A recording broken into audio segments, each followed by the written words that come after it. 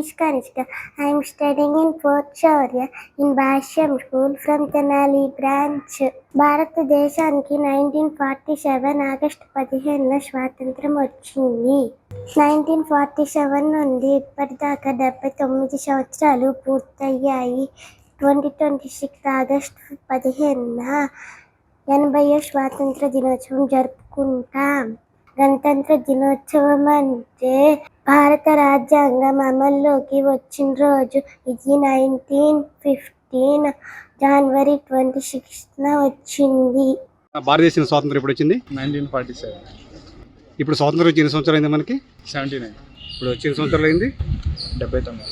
స్వాతంత్ర దినోత్సవానికి గణతంత్ర దినోత్సవానికి తేడా? స్వాతంత్రం అంటేనేమో మనం బ్రిటిషర్స్ నుంచి మన హక్కును మనం తీసుకున్నాం కాబట్టి దాన్ని స్వాతంత్రం అంటాం. గణతంత్రం ఏమో మనకి ఏమన్నా ఎలక్షన్స్ జరగాలన్నా, మనకి నార్మల్ పీపుల్స్కి ఏమన్నా న్యాయం జరగాలన్నా వాటి కోసం పోరాటం గణతంత్రం.